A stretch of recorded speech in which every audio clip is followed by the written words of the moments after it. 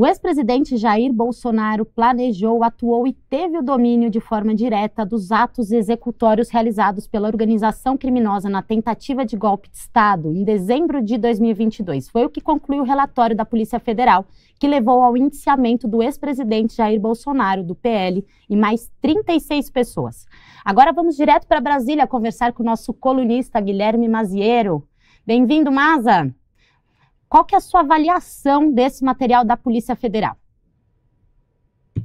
E aí, Paula, boa tarde para todo mundo que nos acompanha, prazer falar com você. Acho que o que a Polícia Federal mostrou para a gente, né, o sigilo, caiu o sigilo essa semana do indiciamento, acho que assusta todo mundo, né? Eu vou destacar aqui, muita coisa saiu esses dias, porque, afinal, um relatório ali de 884 páginas é imenso, com muitos nomes, 37 indiciados, como você já disse, e eu vou destacar uns pontos aqui do que mais surpreende, porque o Bolsonaro, desde que ele entrou para a vida política, nos anos 90, ele sempre flertou com situações de golpe, defendeu o fuzilamento do então presidente Fernando Henrique Cardoso, já tinha feito falas sobre fechar o Congresso, tinha uma interpretação muito particular e equivocada sobre o artigo 142 da Constituição, no entendimento dele poderia acionar as Forças Armadas de uma maneira para restabelecer a ordem, enfim, mas sempre de uma interpretação muito particular dele.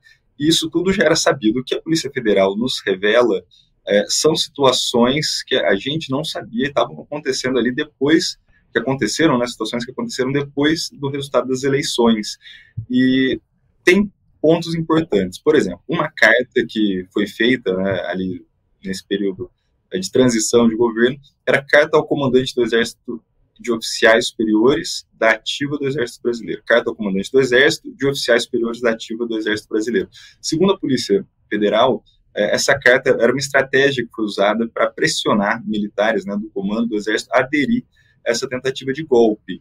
E o que a investigação mostra que, né, por trocas de mensagens, quebra de sigilo, apuração em celulares que eles fizeram, é que essa confecção de carta foi feita por oficiais, ela tinha conhecimento e anuência, né? Então tinha um ok do presidente Bolsonaro para pressionar os militares a aderirem a essa tentativa de golpe. A gente descobriu também que aqueles flyers que rodam em WhatsApp, em grupos de Telegram, eles eram confeccionados no Palácio do Planalto, por militares que trabalhavam no Palácio do Planalto, assim como os cartazes, aqueles cartazes que a gente via em frente aos quartéis, né, que estava aqui no Exército, em frente ao Exército, que os manifestantes que estavam acampados ali usavam pedindo intervenção, apoio das Forças Armadas, pressão sobre militares para aderirem a essa tentativa de golpe, de eleições fraudadas, todas aquelas frases que a gente via, essas frases também eram feitas por pessoas do entorno de Bolsonaro. Elas eram sugeridas e levadas depois para serem feitas, confeccionadas essas faixas. A gente não pode esquecer também do plano de matar Lula, Alckmin e Alexandre de Moraes. Isso acabou sendo revelado antes ainda do indiciamento, numa operação da Polícia Federal, mas o que a gente descobriu com o indiciamento é que, segundo a Polícia Federal, o Braga Neto, que era um homem super importante no governo de Bolsonaro, ele foi Casa Civil, que é o ministro que toma conta dos outros ministérios, ministro da Defesa, e não por acaso era o candidato a vice da chapa de Bolsonaro. O Braga Neto, ele participou das discussões sobre esse plano de assassinato dessas três autoridades e teria dado um ok para esse plano, né? Isso segundo a Polícia Federal. Então, são informações assim que assustam, porque a gente consegue ver ali com as provas da Polícia Federal o que estava em curso no país naquele momento.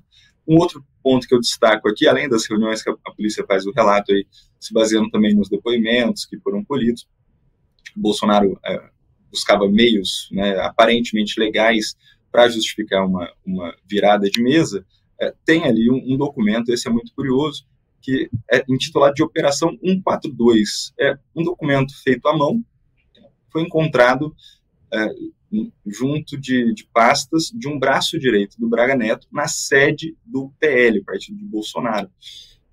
Esse documento feito à mão, ele tem ali o que seria um roteiro, né, do que deveria ser feito, com vários passos para chegar nos finalmente de que era Lula não sobe a rampa. Essa era a ideia. E aí esse planejamento todo passava por linhas de esforço, mobilização de juristas e formadores de opinião, interrupção do processo de transição, enquadramento jurídico desse decreto do artigo 142, né, se baseando ali na Advocacia Geral da União e do Ministério da Justiça, então uma aparência legal para esse golpe, uso de redes sociais, enfim, tinha todo um planejamento para esse golpe acontecer e ele ser efetivado, ele de fato passar a valer. Então essas informações são as informações mais importantes do inquérito da Polícia Federal e as mais graves, né? Isso para todo mundo que vai ter, né, agora esse estudo está na mão da Procuradoria-Geral da República, pode vir a se tornar uma ação, e aí são informações graves para essas pessoas